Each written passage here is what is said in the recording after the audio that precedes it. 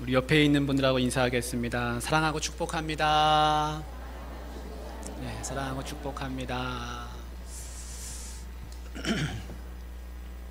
휴가 중에 이제 태풍이 온다고 그래가지고 태풍이 잘 지나가나 어떻게 해야 되나 이제 걱정했었는데 많은 분들이 기도해 주시고 또 교회 이렇게 다녀가시고 하셨다 그래요. 그래서 많은 분들이 신경을 써주시고 기도해 주신 덕분에 무사하게 잘 지나간 것 같습니다. 휴가도 잘 보내고 왔습니다. 제가 이제 휴가 중에 이제 고속도로를 가는데요.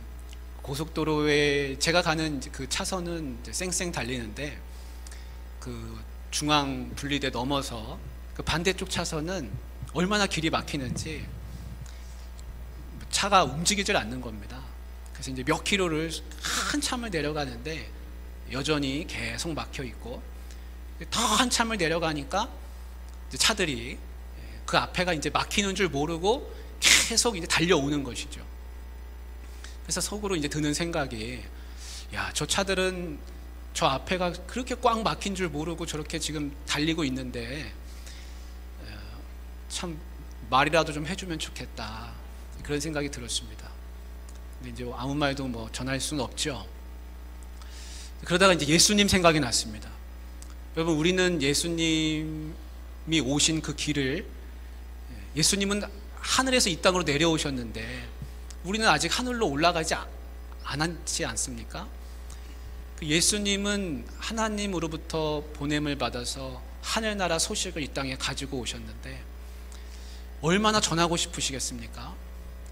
근데 여기서는 예수님 외에는 갈 길도 없고 또 예수님 외에는 하나님 나라 소식을 들을 수도 없는데 그 예수님이 얼마나 답답하시겠습니까?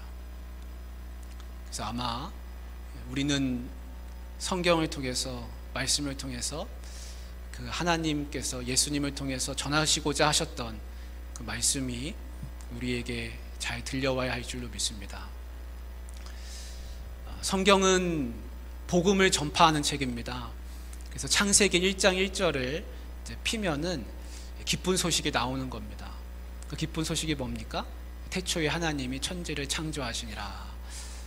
그래서 하나님께서 우주 역사를 시작하셨다라고 하는 기쁜 소식입니다.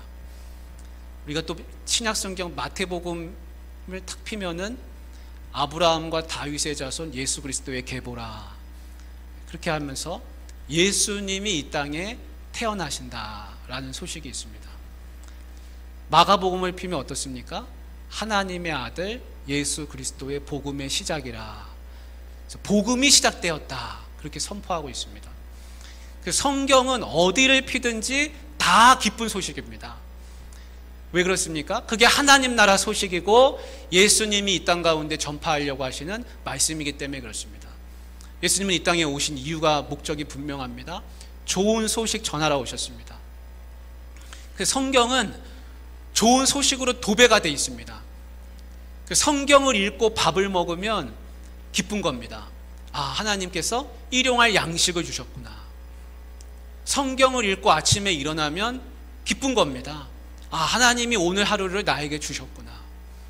여러분, 성경을 읽고 나중에 우리가 수명이 다해서 잠들 때, 이 세상 떠나갈 때 기쁜 겁니다. 아, 천하의 나 같은 죄인 하나님께서 구원하시는구나. 그 성경을 읽으면 다 기쁜 소식입니다. 뉴스를 아무리 틀어봐도 좋은 소식이 없습니다. 채널을 아무리 돌려봐도 우리가 듣고 싶어하는 좋은 소식은 거기 나오지 않습니다. 좋은 소식, 기쁜 소식은 어디에 있습니까? 그거는 성경에 있습니다. 하나님 말씀 속에 있습니다. 그래서 하나님 말씀을 듣고 살아야 기쁨이 있지, 세상 소식, 뉴스 계속 들으면 인생이 허무해지는 것입니다. 이제 마리아가 천사로부터 소식을 듣습니다. 그 소식은 뭡니까? 네가 처녀의 몸으로 임신하여서 아들을 낳을 것이다 라는 그런 소식을 들었습니다. 여러분, 이거 좋은 소식입니까? 나쁜 소식입니까? 여러분, 당시에는요, 처녀가 임신해서 애를 낳으면 돌에 맞아 죽습니다. 뭐 그 집안도 망가지는 것뿐만이 아니라 뭐 다 다 어려움을 당하는 것이죠. 그 동네가 수모를 당하는 것이죠. 그 당사자는 죽어야 됩니다. 그럼 그 좋은 소식입니까? 좋은 소식이 아니죠. 그런데 성경은 뭐라고 말씀하냐면 마리아가 그 소식을 들었을 때 주의 뜻대로 될 줄 믿습니다. 주의 여종이오니 말씀대로 이루어지리이다. 그렇게 대답을 했습니다. 그래서 결국에는 그 나쁜 소식, 처녀가 임신할 거라고 하는 그 나쁜 소식이 마리아에게는 기쁨의 소식으로 바뀌었습니다. 그래서 성경에는 모든 소식이 다 기쁜 소식으로 바뀔 수가 있습니다. 여러분, 강도가 십자가에 달렸습니다. 나쁜 소식이죠. 강도가 십자가에 달려 죽는 것은 좋은 일이 아니지 않습니까? 그런데 예수님은 그에게 뭐라고 하셨냐면 네가 오늘 나와 함께 낙원에 있을 것이다 라는 좋은 소식으로 바꿔주셨습니다. 죽을 죄인이 영원한 생명을 얻게 된다고 하는 기쁨의 소식을 듣게 되는 겁니다. 나는 어떤 사람입니까? 나는 영원한 죽음을 맞이해야 하는 사람입니다. 근데 영원히 죽을 수밖에 없는 존재가 영원한 영생, 영원한 생명을 얻게 된다. 존재가 변한다 라고 하는 기쁨의 소식을 말씀을 통해서 우리가 듣게 됩니다.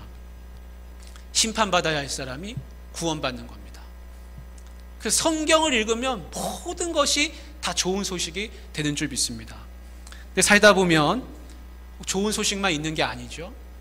아까 마리아가 들은 것처럼 마리아도 처음에 당황하지 않았습니까? 우리가 살다 보면 안 좋은 소식을 들을 때가 있습니다. 그 중에 대표적인 게 부고입니다. 그래서 오늘 설교 제목을 뭐라고 했습니까? 부고를 듣고 어디로 가십니까? 그렇게 정했습니다. 여러분, 부고는 나쁜 소식이죠. 근데 그 나쁜 소식, 부고가 어떻게 좋은 소식, 기쁨의 소식, 복음이 되는지 오늘 같이 한번 살펴보려고 합니다. 이 부고의 주인공이 누구냐면 요한입니다. 우리가 요한에 대해서 조금 살펴보겠습니다.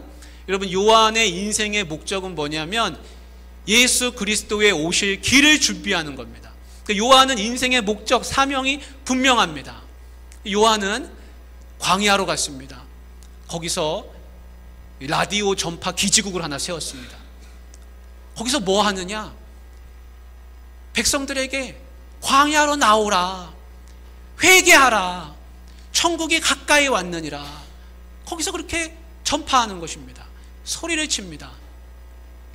그가 사람들 북적이는 시장으로 가지 않았습니다. 예루살렘 성전으로 간 것도 아닙니다. 어디로 갔습니까? 인적이 드물고 물도 없고 아무것도 없는 허허벌판, 광야, 빈들, 거기 가서 외치기를 시작했습니다. 요한은 그 광야에서 보이지 않는, 그러나 어딘가에서 잠들어 있을 사람들을 위해서 소리치는 겁니다. 그 소리의 그 내용의 메시지는 아까 말씀드린 것처럼 광야로 나오라는 겁니다. 광야로 나와서 여기서 같이 주님 오실 길을 준비하자는 겁니다. 너희가 회개하고 하나님께서 메시아를, 그리스도를 이 땅에 보내실 것인데 그분을 맞이할 준비를 같이 하자는 겁니다. 그래서 돌이키라는 겁니다. 독사의 자식들아, 누가 너희에게 임박한 진노를 피하라고 하더냐? 도끼가 나무 옆에 놓였으니 열매 맺지 못하는 나무마다 다 찍혀서 불에 던져질 것이라. 아주 엄한 말로 돌이키지 않는 자에게는 임박한 진노가 임할 것이라고 하는 그런 경고를 이 이스라엘 전역으로 생중계를 하고 있는 겁니다. 그 사람들이 그 소식을 듣습니다. 주파수를 움직이다 보니까 무슨 소리가 들립니까? 회개하라는 소리가 들리는 겁니다. 깜짝 놀랐습니다. 회개하지 않으면 하나님께서 불에 던져버리신다. 여러분, 그 말을 듣고 회개하지 않을 사람이 어디 있습니까? 사람들이 하나둘씩 광야로 나오기 시작했습니다. 광야에 갔더니 요한이 낙타털 옷을 입고서 피를 토하면서 거기서 사람들에게 이야기하는 겁니다. 다 나오라. 여기서 와서 새로워져라. 와서 세례를 받고 결단하고 새 사람이 되어라. 거기서 촉구하는 겁니다. 결단하라는 겁니다. 사랑하는 성도님들, 이 요한의 목소리는요, 땅에 떨어진 적이 없습니다. 그래서 그때 광야에서 보낸 그 요한의 목소리가 지금 여기서도 울리고 있는 겁니다. 세월이 많이 지났지만 지구를 돌고 돌고 시간을 거슬러 올라와서 여기서 지금 요한의 목소리가 들리는데, 이 소리를 듣고 깨어나는 사람은 복된 소식을 듣는 것이고, 귀찮다, 이게 무슨 소리냐, 내가 들을 소리가 아니라고 치부하고 잠드는 사람은 그냥 영원히 잠드는 것입니다. 요한이 왜 깨웁니까? 사람이 자다가 일어나서 잘 잤다 하고 정신 차리고 살 것 같으면 요한이 깨우지 않을 겁니다.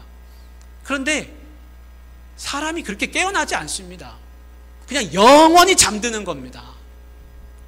그래서 요한이 흔들어서 피를 토하면서 깨우는 겁니다. 한 번은 권위 있는 사람들이 요한한테 찾아왔습니다. 그래서 요한한테 물었습니다. 네가 그리스도냐? 그리스도냐고 물었습니다. 여기서 내가 그리스도라고 대답했으면 아마 요한은 크게 추앙을 받았을 겁니다. 근데 나는 그리스도가 아니라 그랬습니다. 그럼 네가 엘리야냐? 엘리야가 아니라 그랬습니다. 그럼 네가 그 선지자냐? 오기로 예언되어 있는 그 선지자냐? 나는 선지자가 아니라. 그럼 너는 도대체 누구냐? 우리를 보낸 사람에게 네가 누구인지 대답하게 하라. 요한이 하는 말이 이렇습니다. 제가 읽어드리겠습니다. 나는 선지자 이사야의 말과 같이 주의 길을 곧게 하라고 광야에서 외치는 자의 소리로라. 여러분, 그렇게 대답했습니다. 그 대답을 듣고 바리새인들이 뭐라 그랬냐면, 미쳤다, 자기가 광야에 외치는 자의 소리라고 하다니 도대체 뭐라고 하는 말이냐 알아듣지 못했습니다. 그래서 내린 결론이 뭐냐면, 이는 정신 나간 사람이라, 성경에는 귀신 들렸다, 그렇게 이야기하고 있습니다. 여러분, 그들이 세례 요한을 가리켜서 귀신 들렸다, 미쳤다 그랬지만 요한은 포기하지 않고 계속해서 사람들에게 똑같은 소리를 했습니다. 여러분, 세상이 우리를 향해서 뭐라 그럽니까? 너희는 미쳤다, 너희는 예수한테 미쳤구나, 그렇게 말할지 모릅니다. 그런데 우리가 보기에는 누가 미쳤습니까? 그 사람들이 미쳤습니다. 당신들이 미쳤소다, 미친 겁니다. 당신들은 돈에 미쳤고 권력에 미쳤고 세상 쾌락에 미쳤습니다. 정신 차리십시오. 여러분, 누가 제정신이고 누가 미친지는 나중에 심판날에 결판이 나는 겁니다. 요한이 하는 말이 그겁니다. 내가 미친 게 아니라 너희가 미쳤다, 너희가 미쳤으니 제발 정신을 차리고 깨어나라라고 요한이 그렇게 피를 토하면서 얘기하는 거 아닙니까? 요한은 그 광야에서 성경 말씀에 보면 메뚜기와 석청을 먹고 낙타털 옷을 입고 지내면서 살았다고 그랬습니다. 요한은요, 그냥 소리만 냅다 지른 게 아니라 그 소리를 지르기 위해서 어떻게 했냐면 거기서 메뚜기와 석청을 먹고 그 광야에서 살았습니다. 여러분, 우리도 21세기 이 시대에 똑같이 요한처럼 소리를 칩니다. 그런데 우리는 요한하고 뭐가 다릅니까? 우리가 다른 것은 뭐냐면, 우리는 광야에서 살지 않고 우리는 메뚜기와 석청을 먹지 않습니다. 요한이 만약에 그냥 소리만 냅다 질렀다면 그 소리는 이스라엘 전역으로 퍼지지 않고 그냥 몇백 미터 가다가 다 흩어졌을 겁니다. 그런데 요한의 소리는 힘이 있었습니다. 그거는 그가 거기서 살았기 때문에 그렇습니다. 메뚜기 석청을 먹고 낙타 털옷을 입고 미친 소리 들으면서 거기서 살았기 때문에 그의 소리가 전파를 타고 온 이스라엘로 나아갔던 것입니다. 우리도 똑같은 소리를 치는데 소리는 똑같습니다. 그러나 우리에게 부족한 게 있습니다. 그 부족한 건 뭐냐면 이 마이크 출력이 부족한 게 아닙니다. 우리는 메뚜기 석청을 안 먹고 낙타털 옷을 입을 생각이 없습니다. 그래서 우리의 소리는 가다가 흩어지는 것입니다. 여러분, 요한을 예수님이 뭐라고 하셨는지 압니까? 요한을 예수님이 이렇게 얘기했습니다. 여자가 낳은 자 중에 이보다 더 큰 자가 없다. 여러분, 그렇게 요한을 높이면서 칭찬했습니다. 근데 그 요한이요, 마지막은 어떻게 됐냐면 그 헤롯의 광기와 불의에 저항하다가 그만 목베임을 당하고 말았습니다. 여러분, 참 선지자는 죽을 때 어떻게 죽느냐, 인생 살 때 피를 토하면서 하나님 말씀을 외치다가 나중엔 진짜 피를 토하고 죽는 게 참 선지자들의 이야기가 성경 이야기입니다. 요한은 그렇게 죽었습니다. 그럼 너무 아이러니하지 않습니까?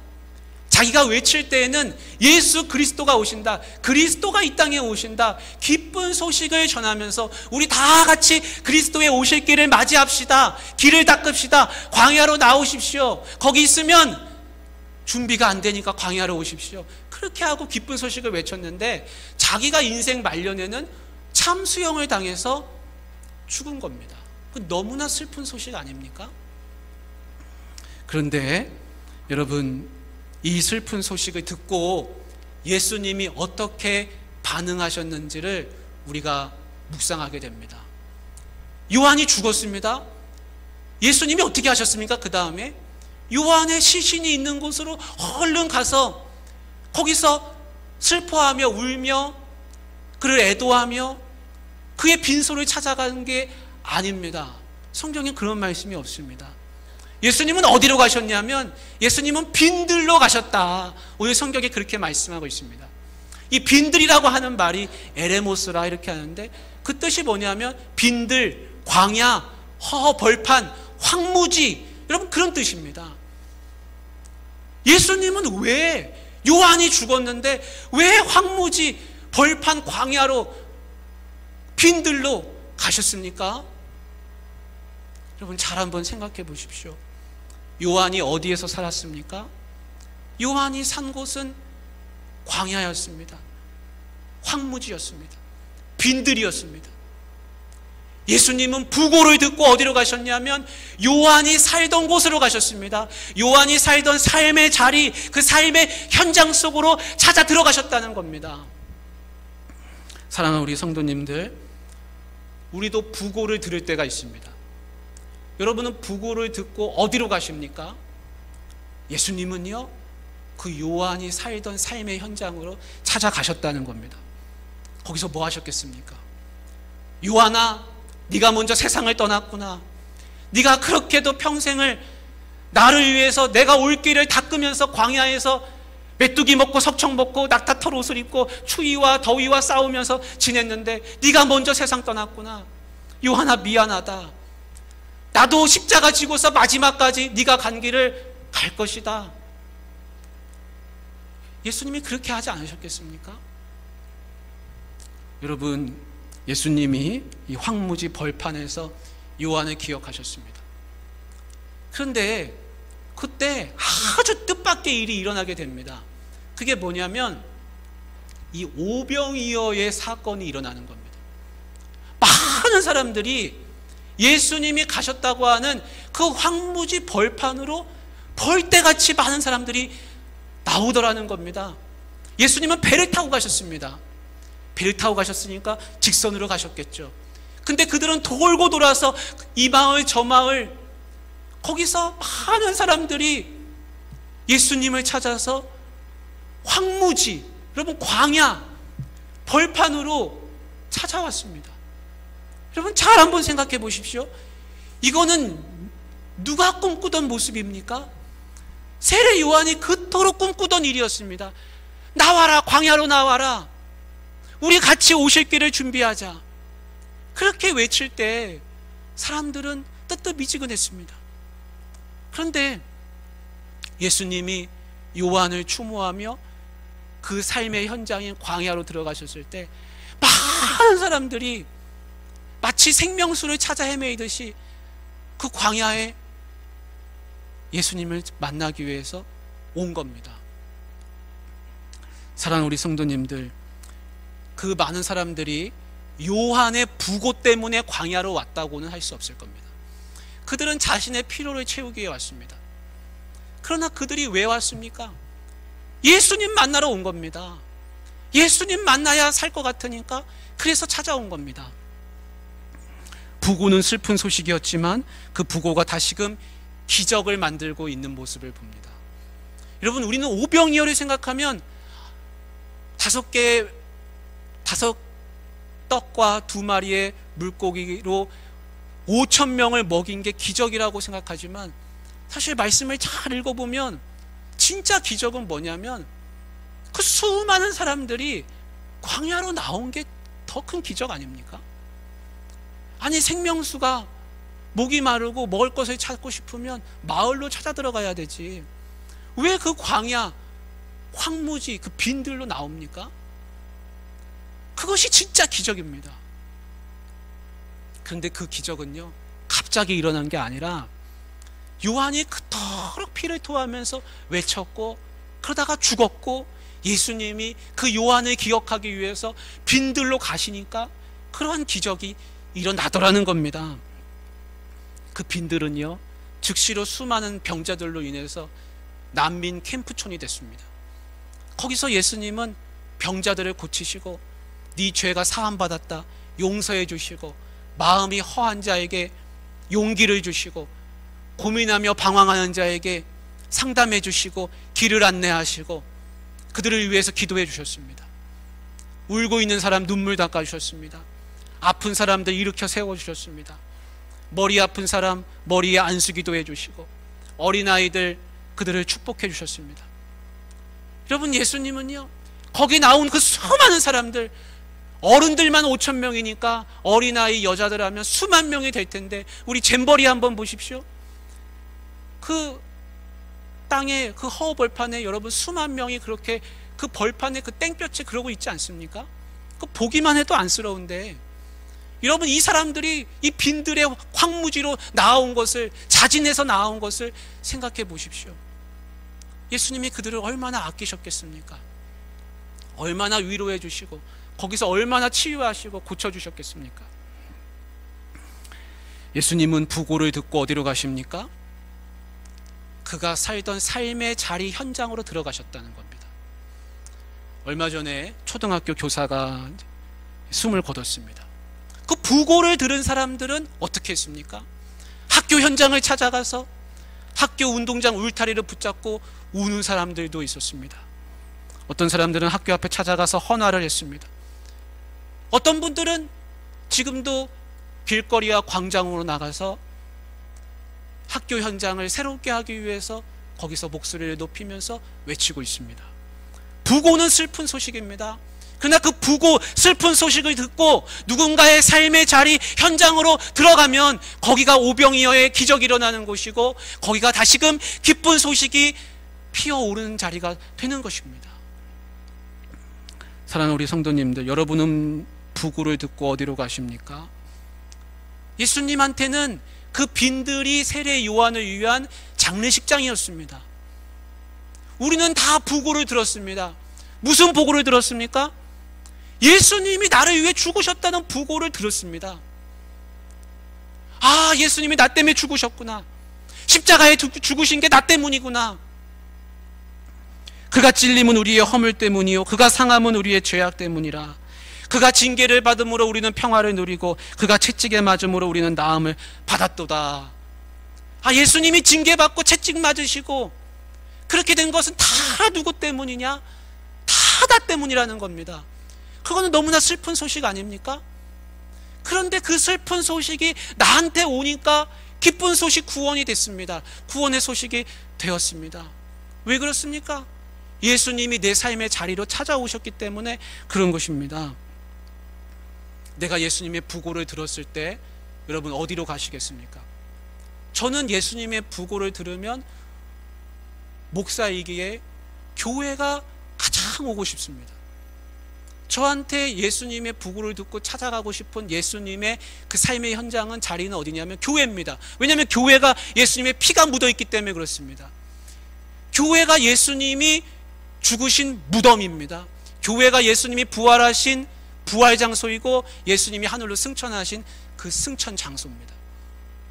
어떤 의사 선생님은 예수님의 부고를 들으시고 어디로 가셨냐면 에티오피아에 있는 의료 선교센터로 가셨습니다.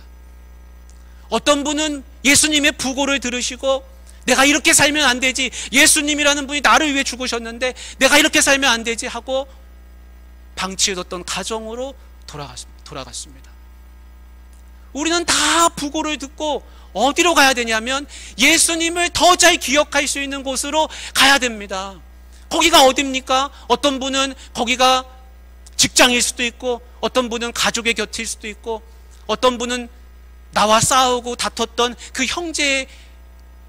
형제에게로 가는 것일 수도 있습니다. 그거는 다 다를 겁니다. 근데 중요한 것은 뭐냐면 부고를 듣고 가만히 있으면 안 된다는 겁니다. 부고를 들었으면 내가 어디로 가서 예수님을 더 잘 기억해야 될까? 어디가 내 장례식장이고 예수님의 빈소인가 찾아 들어가야 되는 것입니다. 부고를 들었지만 그 소식은 나의 소식이 아니다. 내가 받을 부고장이 아니라고 치부해서는 안 되는 것입니다. 만약에 그런 사람이 있다면 그 부고장이 뭘 의미하는지를 모르고 있습니다. 그 부고장에는 죽은 사람이 예수님이라고 써 있는데 그 예수님이라고 써 있는 자리를 잘 손톱으로 긁어보면 거기 원래는 누가 이름이 써 있냐면 내 이름이 써 있는 겁니다. 내 이름이 써 있었는데 예수님이 거기다가 덮어 씌워서 예수님이라고 적어 놓은 겁니다. 그래서 예수님이 나 때문에 죽으신 겁니다.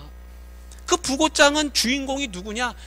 내 부고장입니다. 영원한 죽어야 할 사람, 못 일어나는 사람, 먼지가 되어야 되고 사망의 그늘에서 영원히 있어야 되는 내 이름이 거기 있어야 되는데 예수님이 나 때문에 죽으신 겁니다. 사랑하는 우리 성도님들, 예수님의 부고를 듣고 계시다면 부디 예수님을 더 잘 기억할 수 있는 자리로 나아가시기를 바랍니다. 그러면 그 부고, 그 슬픈 소식이 기쁨의 소식이 되고 구원의 소식이 되며 그곳에서 오병이어의 기적이 일어날 줄로 믿습니다. 사랑의 하나님 아버지, 세례 요한의 죽음이 빈들에서 오병이어의 기적으로까지 이어진 것처럼